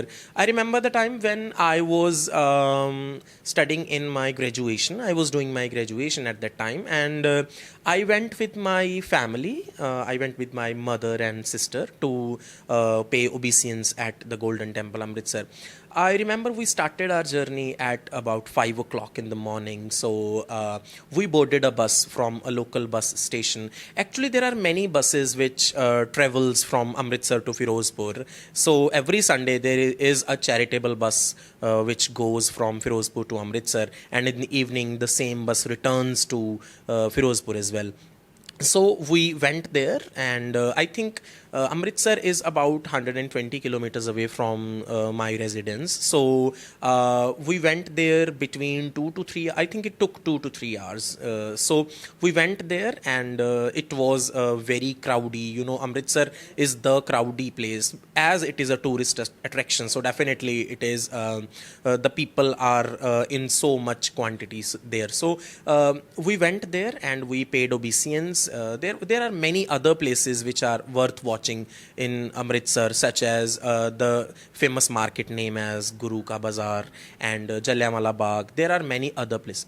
So ਇਸ ਤਰੀਕੇ ਨਾਲ ਆਪਾਂ ਬੋਲ, ਸੋ ਹੁਣ ਵੈਸੇ 2 minutes ਦਾ time ਹੁੰਦਾ, but depending upon the level of the candidate examiner stops you when examiner realizes that the candidate has achieved a certain level of clarification to the examiner. ਜੋ ਤੁਸੀਂ clear ਕਰਤਾ examiner ਨੂੰ that you have certain level of English, then he or she will stop you. ਤੇ ਉਹ ਜਦੋਂ ਕਿਊ card ਖਤਮ ਹੁੰਦਾ ਫਿਰ ਉਹ ਕਹਿ ਦਿੰਦੇ ਆ ਥੈਂਕ ਯੂ। ਉਸ ਤੋਂ ਬਾਅਦ ਉਹ ਕਹਿੰਦੇ ਆ we have been discussing about the historical place you visited and I would like to discuss with you one or more general questions related to this. ਇਹ ਕਹਿ ਕੇ ਫਿਰ ਅੱਗੋਂ ਫੋਲੋ ਅਪ ਕੁਐਸਚਨ ਪੁੱਛਦੇ ਆ। ਫੋਲੋ ਅਪ ਕੁਐਸਚਨ 'ਚ general discussion, ਜਿਵੇਂ what is the importance of historical places, why now youngsters love to visit the parks and the water parks, but they prefer not to visit historical places. So these kind of things, ਇਸ ਤਰ੍ਹਾਂ ਫਿਰ ਉਹ ਸਵਾਲ ਪੁੱਛਦੇ ਆ। ਘਬਰਾ ਜਾਂਦੇ ਆ ਉਦੋਂ, ਫਿਰ ਜਿਹੜਾ ਰੁਕ ਜਾਂਦੇ। ਮੇਰੇ ਕੋਲ ਦੇਖਿਆ ਵੀ ਹੁੰਦਾ ਹੈ ਹਰੇਕ ਜਿਹੜਾ ਪੰਜਾਬੀ ਹੈ ਜਾਂ ਬਾਹਰ ਦੇ, ਜੇ ਪੰਜਾਬ ਤੋਂ ਬਾਹਰ ਰਹਿੰਦੇ ਹੈਗੇ, ਦੇਸ਼ ਦੁਨੀਆ 'ਚ ਰਹਿੰਦੇ, ਮਤਲਬ ਗੋਲਡਨ ਟੈਂਪਲ ਆਏ ਆ, ਸਭ ਕੁਝ ਦੇਖਦੇ ਆ, ਲੇਕਿਨ ਉਹਨੂੰ ਦੱਸਣਾ ਜਾਂ ਡਿਸਕ੍ਰਾਈਬ ਕਰਨਾ ਔਖਾ। ਬਿਲਕੁਲ ਬਿਲਕੁਲ, ਸਿਰਫ ਇਹਦੇ 'ਚ ਕਮੀ ਕੀ ਆ, their inability to talk in English language. Punjabi 'ਚ ਸਭ ਕੁਝ ਪਤਾ ਹੁੰਦਾ, ਉਹ ਮੀਮਸ ਵੀ ਬਣਦੇ ਆ ਨਾ ਕਿ ਇੰਗਲਿਸ਼ ਇਨ ਮਾਈ ਹੈਡ ਉਹ ਇੰਨੀ ਦਿਖਾਉਂਦੇ ਆ ਅਤੇ ਇੰਗਲਿਸ਼ ਵੈਨ ਆਈ ਸਪੀਕ ਉਹ ਇੰਨੀ ਵਿਖਾਉਂਦੇ। ਸੋ ਇਹ ਹਰ ਕਿਸੇ ਦੀ ਪ੍ਰੋਬਲਮ ਆ ਕਿ ਜਦੋਂ ਅਸੀਂ ਸੋਚਦੇ ਹਾਂ ਇੰਗਲਿਸ਼ 'ਚ ਤਾਂ ਅਸੀਂ ਬਹੁਤ ਕੁਝ ਸੋਚ ਲੈਂਦੇ ਹਾਂ, ਬਟ ਜਦੋਂ ਬੋਲਣ ਦਾ ਟਾਈਮ ਆਉਂਦਾ ਇਹ ਚੀਜ਼ਾਂ ਕਿਉਂਕਿ ਨਾ ਤਾਂ ਸਕੂਲਸ ਦੇ ਵਿੱਚ ਬੱਚੇ ਇੰਗਲਿਸ਼ 'ਚ ਗੱਲ ਕਰਦੇ ਇੱਕ ਦੂਜੇ ਨਾਲ, ਟੀਚਰਸ ਨਾਲ ਇੰਗਲਿਸ਼ ਨਹੀਂ ਗੱਲ ਕਰਦੇ, ਘਰੇ ਤਾਂ ਆਪਣੇ ਪਿੰਡਾਂ 'ਚ ਕਰਨੀ ਕੀ ਆ, ਹੈ ਨਾ। ਅਤੇ ਇਸ ਕਰਕੇ ਮੈਨੂੰ ਲੱਗਦਾ ਇਹ ਚੀਜ਼ ਮੇਨ ਪ੍ਰੋਬਲਮ ਆ, ਤਾਂ ਨਹੀਂ ਉਹ ਬੋਲ ਪਾਉਂਦੇ। ਰਾਈਟਿੰਗ ਨੂੰ ਲੈ ਕੇ ਵੀ ਕਿਹਾ ਜਾਂਦਾ ਕਿ ਬੜਾ ਔਖਾ ਹੁੰਦਾ ਹੈ ਕਿ ਜੇਕਰ ਆਪਾਂ ਸਪੀਕਿੰਗ, ਆਪਾਂ ਬੋਲਣ ਦੇ ਵਿੱਚ ਆਪਾਂ ਕਿਤੇ ਤੇਜ਼ ਤਰਾਰ ਹੋ ਜਾਈਏ, ਲੇਕਿਨ ਰਾਈਟਿੰਗ ਦੇ ਵਿੱਚ ਆਪਾਂ ਨੂੰ ਬੜੀ ਦਿੱਕਤ ਆਉਂਦੀ ਹੈ ਕਿ ਸ਼ਬਦ ਜਿਹੜੇ ਆਪਾਂ ਕੋਲ ਲਿਖਣੇ ਹੁੰਦੇ ਆ। ਅਤੇ ਉਹਦੇ ਵਿੱਚ ਕਹਿੰਦੇ ਕਿ ਜਦੋਂ ਆਈਲੈਟਸ ਕਰਦੇ ਆ, ਐਗਜ਼ਾਮੀਨਰ ਜਿਹੜੇ ਹੁੰਦੇ ਆ 6 ਜਾਂ 6.5 ਹੀ ਦਿੰਦੇ, ਵੱਧ ਤੋਂ ਵੱਧ ਹੈ ਕੋਈ ਇਸ ਤਰ੍ਹਾਂ ਦਾ? ਨਹੀਂ, ਬਿਲਕੁਲ। ਦੇਖੋ ਮੇਰੇ 7.5 ਆਏ ਆ, ਬਟ ਸਭ ਤੋਂ ਪਹਿਲੀ ਚੀਜ਼ ਇਹ ਹੈ, ਅਗਰ ਤੁਸੀਂ ਕਿਸੇ ਇੰਸਟੀਟਿਊਟ ਦੇ ਵਿੱਚ ਜਾ ਰਹੇ ਹੋ ਕੋਚਿੰਗ ਲੈਣ ਦੇ ਲਈ, ਤੁਸੀਂ 10-10, 15-15 ਹਜ਼ਾਰ ਰੁਪਇਆ ਪਰ ਮੰਥ ਦੇ ਰਹੇ ਹੋ, ਅਗਰ ਉਹ ਤੁਹਾਡਾ ਸਕੋਰ ਨਹੀਂ ਆ ਰਿਹਾ। ਫੋਰ ਐਗਜ਼ਾਮਪਲ 8777 ਦੇ ਲਈ ਕਹਿ ਰਹੇ ਆ ਜ਼ਿਆਦਾ ਕਿ 6.5 ਤੇ ਰਾਈਟਿੰਗ ਦੇ ਦਿੰਦੇ ਆ, ਉਹ ਇੰਟੈਂਸ਼ਨਲੀ ਕਰ ਰਹੇ ਆ IDP ਵਾਲੇ, ਜਾਂ ਉਹ ਪੈਸਾ ਲੈਣ ਲਈ ਕਰ ਰਹੇ ਆ, ਬਹੁਤ ਸਾਰੇ ਇਹ। ਬਟ ਇੱਕ ਮਿਥ ਹੈ ਮੇਰੇ ਮਾਈਂਡ 'ਚ ਵੀ ਹੈਗਾ ਸੀ, ਬਟ ਨਾ ਇਹ ਚੀਜ਼ ਸਹੀ ਨਹੀਂ ਆ। ਹੁਣ ਦੇਖੋ, ਅਗਰ ਕੋਈ ਇੰਸਟੀਟਿਊਟ ਵਾਲਾ ਏਬਲ ਨਹੀਂ ਆ, ਕੈਪੇਬਲ ਨਹੀਂ ਆ ਤੁਹਾਨੂੰ 7 ਬੈਂਡਸ ਰਾਈਟਿੰਗ 'ਚ ਦਿਵਾਉਣ ਦੇ, ਉਹਦੇ ਲਈ ਕਿੰਨਾ ਈਜ਼ੀ ਹੈ ਇਹ ਕਹਿਣਾ ਕਿ ਜਿਹੜੇ ਆਇਲਸ ਵਾਲੇ ਐਗਜ਼ਾਮੀਨਰਸ ਆ ਉਹ ਬੈਂਡ ਹੀ ਨਹੀਂ ਦਿੰਦੇ। ਹੁਣ ਦੇਖੋ, ਤੁਸੀਂ ਬਲੇਮ ਕਿਹਨੂੰ ਕਰੋਗੇ? ਅਗਰ ਤੁਹਾਡੇ ਬੱਚੇ ਦਾ ਜਾਂ ਕਿਸੇ ਵੀ ਸਟੂਡੈਂਟ ਦਾ ਸਕੋਰ ਨਹੀਂ ਆਉਂਦਾ ਤਾਂ ਤੁਸੀਂ ਬਲੇਮ ਕਿਹਨੂੰ ਕਰੋਗੇ? ਤੁਸੀਂ IDP ਨੂੰ ਬਲੇਮ ਕਰੋਗੇ। ਅਗਰ ਇੱਕ ਟ੍ਰੇਨਰ ਦਾ ਇਹ ਕਹਿ ਕੇ ਸਰ ਰਿਹਾ ਹੈ ਕਿ IDP ਹੀ ਸਕੋਰ ਨਹੀਂ ਦੇ ਰਿਹਾ, ਇਹਦਾ ਮਤਲਬ ਉਹ ਸਾਰਾ ਬਲੇਮ ਉਹ IDP ਤੇ ਸ਼ਿਫਟ ਕਰ ਰਿਹਾ। ਤੇ ਜਿਹੜੇ ਸਾਡੇ ਵਰਗੇ ਸਟੂਡੈਂਟਸ ਆ ਜਿਨ੍ਹਾਂ ਦੇ 7.5 ਤੱਕ ਆ ਜਾਂਦੇ ਆ, ਤੇ ਉਹ ਇਹਦਾ ਮਤਲਬ ਉਹਨਾਂ ਨੂੰ ਐਗਜ਼ਾਮੀਨਰਸ ਫਿਰ ਕਿਉਂ ਸਕੋਰ ਦੇ ਰਹੇ ਆ? ਰੀਜ਼ਨ ਕੀ ਆ ਕਿ ਜੋ ਟ੍ਰੇਨਰ ਟ੍ਰੇਨ ਕਰ ਰਿਹਾ ਹੈ ਨਾ, that trainer is not capable enough to teach the students that how they can get a band 7.5, right? So ਉਹ ਖੁਦ ਹੀ ਨਹੀਂ ਅਵੇਅਰ ਹੁੰਦੇ ਇਸ ਚੀਜ਼ ਬਾਰੇ, ਤੇ ਇਸ ਕਰਕੇ ਸ਼ਾਇਦ ਉਹ ਇੱਕ ਧਾਰਨਾ ਬਣ ਜਾਂਦੀ ਹੈ। ਤੇ ਜੇ ਉਹ ਧਾਰਨਾ ਇੱਕ ਬੰਦੇ ਦੀ ਬਣਦੀ ਹੈ, ਫਿਰ ਉਹਨੂੰ ਅੱਗੇ ਇੱਕ ਬਿਜ਼ਨਸ 'ਚ ਐਕਸਪੈਂਡ ਹੁੰਦੀ ਜਾਂਦੀ ਹੈ, ਉਹ ਫਿਰ ਇੱਕ ਗਰੁੱਪ ਥਿੰਕਿੰਗ ਬਣ ਜਾਂਦੀ ਹੈ ਕਿ ਬਿਲਕੁਲ ਸਕੋਰ ਨਹੀਂ ਦਿੰਦੇ। ਇਹ ਚੀਜ਼ ਬਿਲਕੁਲ ਗਲਤ ਹੈ, ਕਿਉਂਕਿ ਉਹਨਾਂ ਦੇ ਮੈਥੋਡੋਲੋਜੀ ਆਫ ਟੀਚਿੰਗ ਹੀ ਇੰਨੀ ਕੁ ਗੜਬੜ ਹੋ ਚੁੱਕੀ ਹੈ ਕਿ 6.5 ਦਾ ਸਕੋਰ ਹੀ ਮਿਲੂਗਾ ਤੁਹਾਨੂੰ, ਜਾਂ 6 ਦਾ ਹੀ ਮਿਲੂਗਾ, ਠੀਕ ਹੈ? ਸੋ ਇਹਨਾਂ ਚੀਜ਼ਾਂ ਨੂੰ ਕਰੈਕਟ ਕਰਨ ਦੀ ਲੋੜ ਆ, ਬਜਾਏ IDP ਜਾਂ ਕਿਸੇ ਤੇ ਬਲੇਮ ਕਰਾਂਗੇ ਆਪਾਂ ਕਿ ਉਹ ਸਕੋਰ ਨਹੀਂ ਦਿੰਦੇ। ਦਿਸ ਇਜ਼ ਨਾਟ ਟਰੂ, ਬਿਲਕੁਲ ਦਿੰਦੇ ਆ score. Candidate must be capable enough to score a band 7 or 7.5. He or she will definitely get the score. Reading ਦੀ ਗੱਲ ਕਰੀਏ, ਉਹ ਵੀ ਕਾਫੀ ਬੇਹੱਦ ਔਖਾ ਮੋਡਿਊਲ ਇਹਦੇ ਵਿੱਚ ਦੱਸਿਆ ਜਾਂਦਾ। ਉਹਦੇ ਵਿੱਚ ਤਿਆਰੀ ਤੁਸੀਂ ਕਿਵੇਂ ਕੀਤੀ ਕਿ ਕੁਝ ਟਿਪਸ ਜਿਹੜੇ ਹੈਗੇ ਉਹ ਨੌਜਵਾਨਾਂ ਨੂੰ ਦਿਓ? ਦੇਖੋ, ਸਭ ਤੋਂ ਪਹਿਲੀ ਚੀਜ਼ ਇਹ ਹੈ ਕਿ success the tips and tricks success ਦੇ ਵਿੱਚ ਐਗਜ਼ਿਸਟ ਨਹੀਂ ਕਰਦੀਆਂ, ਹਾਰਡ ਵਰਕ ਐਗਜ਼ਿਸਟ ਕਰਦਾ। ਸੋ ਇਹਦੇ 'ਚ ਮੈਂ ਇੱਕ ਚੀਜ਼ ਐਡ ਕਰਨਾ ਚਾਹੂੰਗਾ ਕਿ ਸਭ ਤੋਂ ਪਹਿਲਾਂ reading is considered one of the toughest module. Academic ਦੇ ਵਿੱਚ ਤਾਂ ਰੀਡਿੰਗ ਸਟੂਡੈਂਟਸ ਹਮੇਸ਼ਾ ਪ੍ਰੋਬਲਮ ਆਉਂਦੀ ਹੈ ਕਿ ਸਾਡੇ ਰੀਡਿੰਗ 'ਚੋਂ 5.5 ਬਾਕੀਆਂ 'ਚੋਂ ਬਹੁਤ ਵਧੀਆ। ਉਹਦੇ 'ਚ ਰੀਜ਼ਨ ਕੀ ਆ ਕਿ ਪੈਸੇਜ ਜਦੋਂ ਬੱਚਾ ਰੀਡ ਕਰਦਾ, ਉਹਦੀ ability to understand that passage, ਉਹਦੇ 'ਚ ਜੋ ਕੀਵਰਡਸ ਯੂਜ਼ ਕੀਤੇ ਜਾਂਦੇ ਆ, ਉਹਨਾਂ ਨੂੰ ਪੜ੍ਹਨ ਦੀ ਉਹ ਮਤਲਬ ਉਹਨਾਂ 'ਚ ਹੁੰਦੀ ਨਹੀਂ ਕਾਬਲੀਅਤ। 13-14 ਤਰ੍ਹਾਂ ਦੀਆਂ ਕੁਐਸਚਨ ਟਾਈਪਸ ਹੁੰਦੇ, ਜਿਨ੍ਹਾਂ 'ਚੋਂ ਮੇਨ ਅਗਰ ਆਪਾਂ ਕੈਂਬਰਿਜ ਦਾ ਪੈਟਰਨ ਫੋਲੋ ਕਰਕੇ ਚੱਲੀਏ ਤਾਂ there are, if you want to score a band 6 or above, there are mainly 5 to 6 question types. 5 ਤੋਂ 6 ਕੁਐਸਚਨ ਟਾਈਪਸ ਹੁੰਦੀਆਂ, ਉਹਨਾਂ ਨੂੰ ਪ੍ਰੋਪਰ ਤਰੀਕੇ ਨਾਲ ਮਾਸਟਰ ਕਰੋ। ਹਰ ਕੁਐਸਚਨ ਟਾਈਪ ਲਈ ਅਲੱਗ ਸਟਰਕਚਰ ਫੋਲੋ ਕਰੋ, ਅਲੱਗ ਸਟ੍ਰੈਟਜੀ ਡਿਵੈਲਪ ਕਰੋ, ਤੇ ਬੜੇ ਆਰਾਮ ਨਾਲ ਜਿਹੜਾ ਰੀਡਿੰਗ ਉਹ 'ਚੋਂ ਸਕੋਰ ਆ ਸਕਦਾ। ਰੀਡਿੰਗ 'ਚੋਂ ਸਭ ਤੋਂ ਪਹਿਲਾਂ ਕੀ ਆਪਣੀ ਵੀਕਨੈਸ ਫਾਈਂਡ ਆਊਟ ਕਰੋ। ਟਰੂ ਫਾਲਸ ਨਾਟ ਗਿਵਨ 'ਚ ਤੁਹਾਨੂੰ ਪ੍ਰੋਬਲਮ ਆ ਰਹੀ ਆ, ਬਲੈਂਕਸ 'ਚ ਤੁਹਾਨੂੰ ਪ੍ਰੋਬਲਮ ਆ ਰਹੀ ਆ, ਜਾਂ ਲਿਸਟ ਆਫ ਹੈਡਿੰਗ ਜਾਂ ਕੁਝ ਵੀ ਕੁਐਸਚਨ ਟਾਈਪ ਆ, ਉਹਨੂੰ ਦੇਖੋ। ਕਿਉਂਕਿ ਬਲੈਂਕਸ ਜਿਹੜਾ ਬੱਚਾ ਸਹੀ ਕਰ ਰਿਹਾ, ਉਹ ਟਰੂ ਫਾਲਸ ਕਿਉਂ ਨਹੀਂ ਸਹੀ ਕਰ ਪਾ ਰਿਹਾ? It means he or she is not having the right strategy. So ਇਸ ਕਰਕੇ ਸਭ ਤੋਂ ਪਹਿਲਾਂ ਉਹਨੂੰ ਉਹ ਇੱਕ ਟੈਕਨੀਕ ਡਿਵੈਲਪ ਕਰਨੀ ਪਊਗੀ। ਟਰੂ ਫਾਲਸ ਨਾਟ ਗਿਵਨ ਲਈ ਉਹ ਕਰ ਸਕਦੇ ਆ, ਜਦੋਂ ਟਰੂ ਫਾਲਸ ਨਾਟ ਗਿਵਨ ਦੀ ਸਟੇਟਮੈਂਟ ਨੂੰ ਰੀਡ ਆਊਟ ਕਰਦੇ ਆ, ਉਹਨੂੰ ਉਹ ਪਾਰਟਸ 'ਚ ਡਿਵਾਈਡ ਕਰ ਲੈਣ। 3 ਪਾਰਟਸ ਦੇ ਵਿੱਚ ਜੋ ਮੇਰਾ ਤਰੀਕਾ ਹੈ, ਅਗਰ ਆਪਾਂ ਇੱਕ ਸਟੇਟਮੈਂਟ ਨੂੰ ਰੀਡ ਆਊਟ ਕਰਦੇ ਆ, ਆਪਣੇ ਮਾਈਂਡ 'ਚ ਬਿਠਾ ਲੈਣਾ ਉਹਨੂੰ, 3 ਪਾਰਟਸ 'ਚ ਡਿਵਾਈਡ ਕਰ ਲੈਣਾ ਕਿ ਇਹ ਇਨਫੋਰਮੇਸ਼ਨ ਹੈ।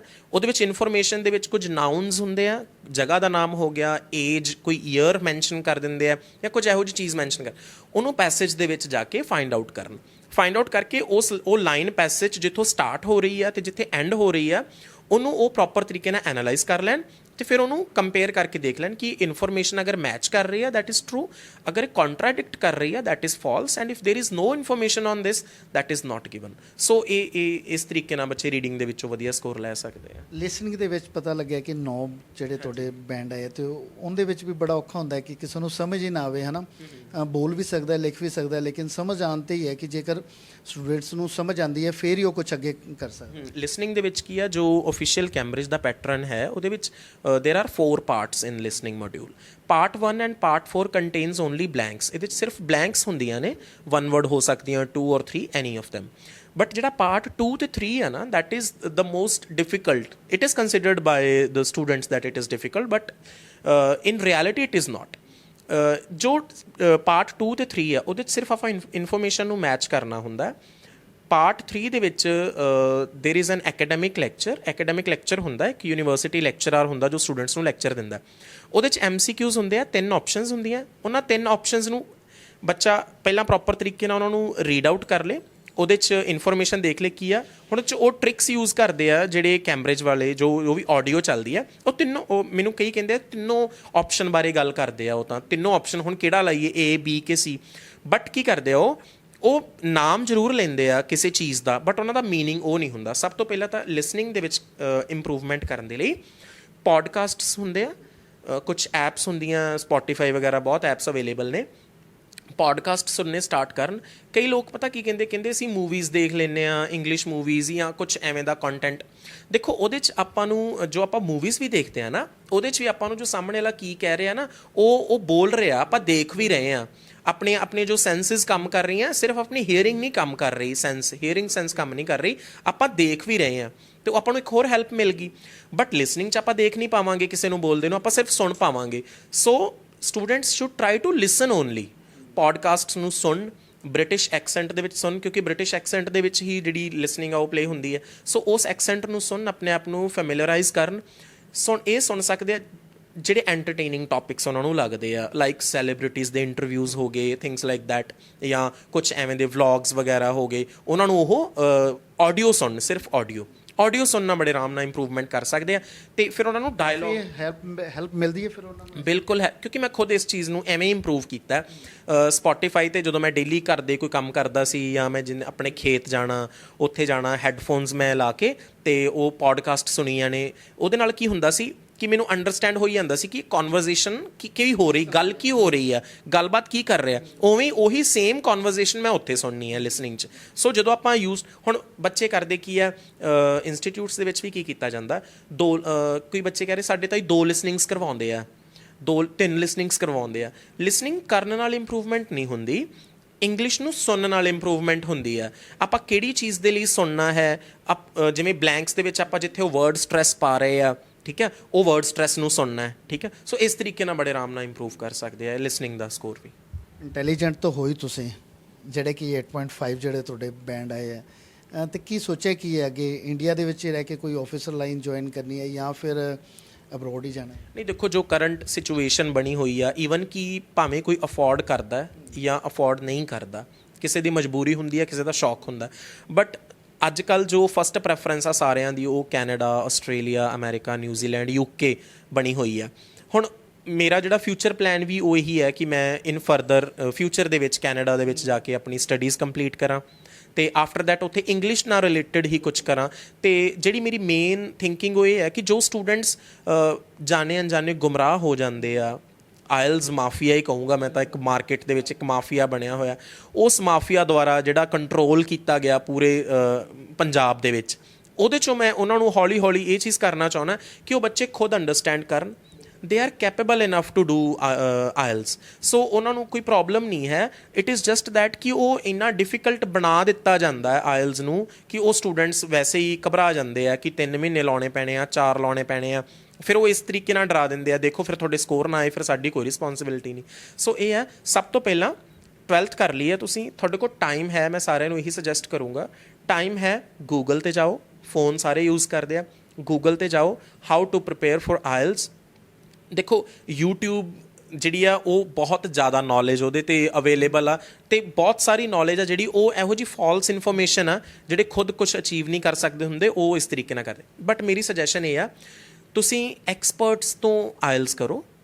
ਐਕਸਪਰਟਸ ਤੋਂ ਕਰਨ ਦਾ ਮਤਲਬ ਬਹੁਤ ਸਾਰੇ ਇੰਸਟੀਟਿਊਟਸ ਵੀ ਹੋਣਗੇ ਜਿਨ੍ਹਾਂ 'ਚ ਬਹੁਤ ਵਧੀਆ ਟ੍ਰੇਨਰਸ ਅਵੇਲੇਬਲ ਆ, ਜਿਨ੍ਹਾਂ ਨੇ ਖੁਦ ਬਹੁਤ ਅੱਛਾ ਸਕੋਰ ਲਿਆ ਹੋਇਆ। ਮੈਂ ਉਹਨਾਂ ਦੀ ਗੱਲ ਕਰ ਰਿਹਾ ਜੋ ਸਿਰਫ ਇੱਕ ਦੁਕਾਨਾਂ ਖੋਲ੍ਹ ਕੇ ਬੈਠੇ ਆ।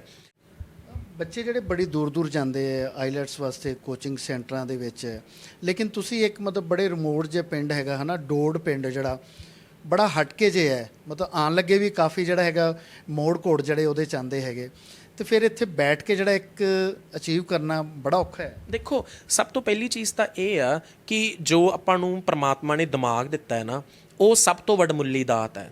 ਤੁਸੀਂ ਦੁਨੀਆ ਦੇ ਕਿਸੇ ਵੀ ਕੋਨੇ 'ਚ ਬੈਠੇ ਹੋ ਨਾ, ਛੋਟੀ ਤੋਂ ਛੋਟੀ ਜਗ੍ਹਾ 'ਚ ਬੈਠੇ ਹੋ ਨਾ, if you have the talent, people will find you. ਲੋਕ ਤੁਹਾਨੂੰ ਲੱਭ ਲੈਣਗੇ। ਅਗਰ ਤੁਹਾਡੇ 'ਚ ਟੈਲੈਂਟ ਹੈ then everybody will come to you. So ਮੈਂ technology, big thanks to technology, ਕਿਉਂਕਿ ਅਗਰ ਲੈਪਟਾਪ ਨਾ ਹੁੰਦਾ, ਇੰਟਰਨੈਟ ਨਾ ਹੁੰਦਾ, ਤਾਂ ਮੈਂ ਕਿਸ ਤਰੀਕੇ ਨਾਲ UK ਤੋਂ, ਆਇਰਲੈਂਡ ਦੇ ਐਗਜ਼ਾਮੀਨਰਸ ਤੋਂ ਕੋਚਿੰਗ ਲੈ ਪਾਉਂਦਾ। ਸੋ ਮੈਂ ਬੜਾ ਜਿਹੜਾ ਪ੍ਰੈਪਰੇਸ਼ਨ ਸੈਂਟਰਡ ਹੋ ਕੇ ਮੈਂ ਕਹਿਣਾ ਚਾਹੂੰਗਾ ਕਿ ਆਪਣੀ ਪ੍ਰੈਪਰੇਸ਼ਨ ਨੂੰ ਮੇਨ ਮੁੱਦਾ ਰੱਖ ਕੇ ਜ਼ਿਆਦਾ ਟਾਈਮ ਸਪੈਂਡ ਕਰਨ ਦੀ ਲੋੜ ਨਹੀਂ ਹੈ। ਆਇਲ 7-7 6-6 ਘੰਟੇ ਦੀਆਂ classes, I don't think so these are necessary, because you know ਇੱਕ ਬੱਚਾ 1 ਘੰਟੇ ਦੀ ਰੀਡਿੰਗ ਕਰਕੇ ਆਨਸਰਸ ਚੈੱਕ ਕਰਵਾਤੇ ਟੀਚਰ ਨੇ, ਫਿਰ ਅਗਲੇ ਦਿਨ ਫਿਰ ਉਹੀ ਰੀਡਿੰਗ, ਅਗਲੇ ਦਿਨ ਫਿਰ ਉਹੀ ਲਿਸਨਿੰਗ। ਇੰਪਰੂਵਮੈਂਟ ਕਿੱਥੇ ਆ? ਆਪਣੇ ਵੀਕ ਏਰੀਆਜ਼ ਤੇ ਫੋਕਸ ਕਰੋ, ਫਿਰ ਉਸ ਤੋਂ ਬਾਅਦ ਇੰਪਰੂਵ ਕਰੋ।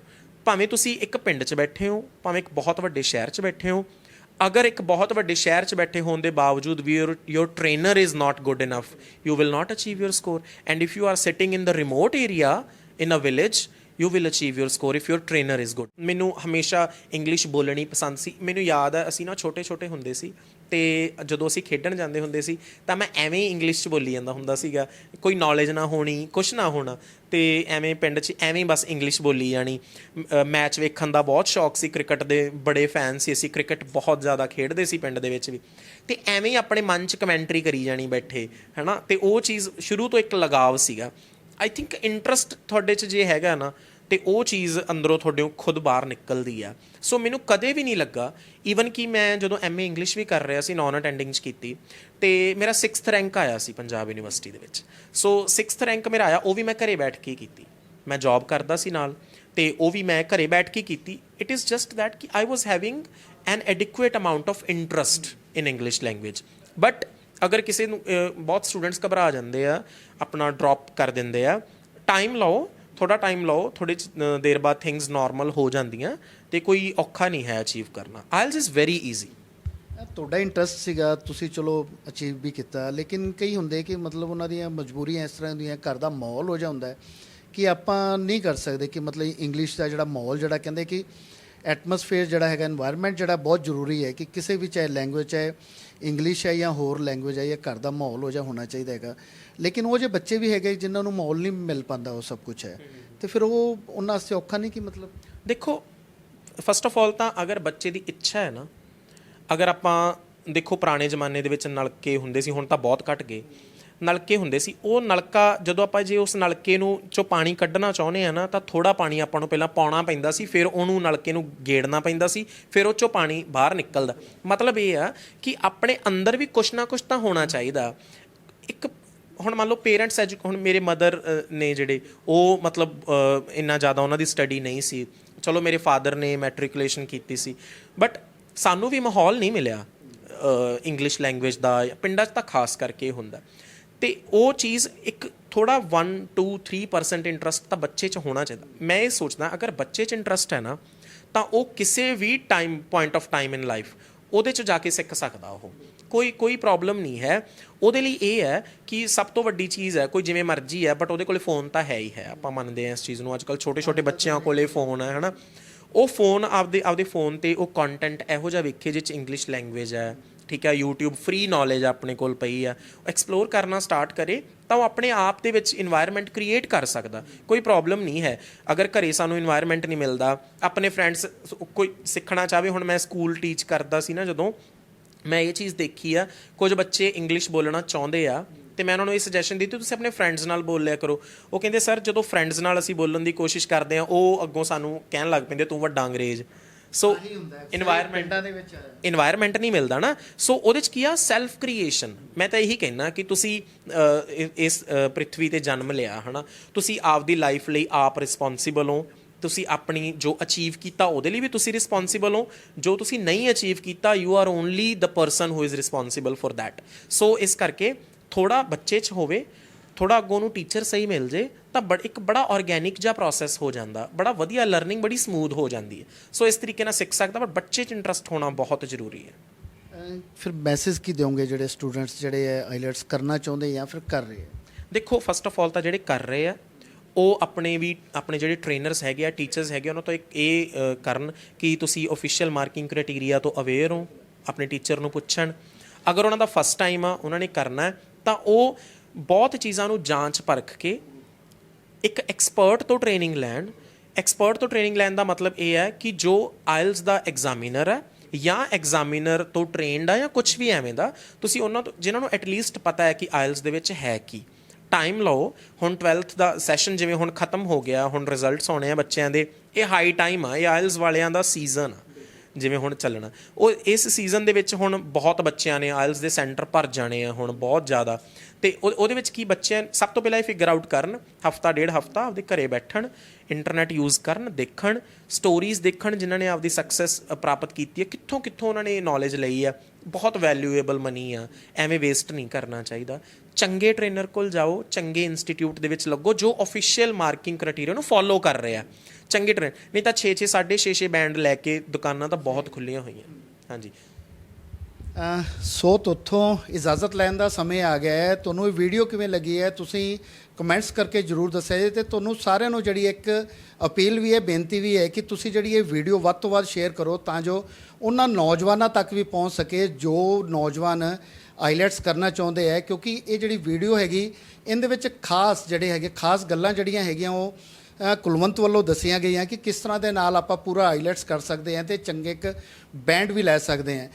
ਆਖਿਰ ਦੇ ਵਿੱਚ ਤੁਹਾਨੂੰ ਫਿਰ ਇੱਕ ਬੇਨਤੀ ਹੈ ਕਿ ਤੁਸੀਂ ਇਹ ਵੀਡੀਓ ਜਿਹੜੀ ਹੈ ਦੇਖੀ ਹੈ, ਇਸ ਤੋਂ ਨਾਲ ਹੀ ਜਿਹੜਾ ਤੁਸੀਂ ਸਾਡਾ ਚੈਨਲ ਬੋਲੀ ਹੋਲੀ ਬਾਬਾ ਇਹਨੂੰ ਸਬਸਕ੍ਰਾਈਬ ਜ਼ਰੂਰ ਕਰ ਲਿਆ ਜੇ।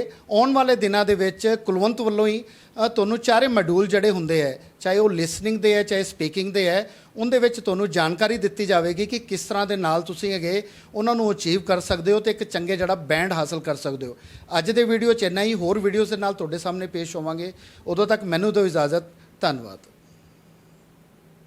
ਤੋ ਤੁਸੀਂ ਕੁਲਵੰਤ ਸਿੰਘ ਵੱਲੋਂ ਬਣਾਇਆ ਗਿਆ ਇਹ ਕੋਰਸ ਹੁਣੇ ਜੁਆਇਨ ਕਰ ਸਕਦੇ ਹੋ। ਨੀਚੇ ਡਿਸਕ੍ਰਿਪਸ਼ਨ ਦੇ ਵਿੱਚ ਵੀ ਲਿੰਕ ਦਿੱਤਾ ਤੇ ਕਮੈਂਟ ਦੇ ਵਿੱਚ ਵੀ ਸਭ ਤੋਂ ਉੱਪਰ ਜੋ ਲਿੰਕ ਆ ਰਿਹਾ ਉਸ ਤੇ ਕਲਿੱਕ ਕਰਕੇ ਤੁਸੀਂ ਇਸ ਕੋਰਸ ਨੂੰ ਹੁਣੇ ਜੁਆਇਨ ਕਰੋ।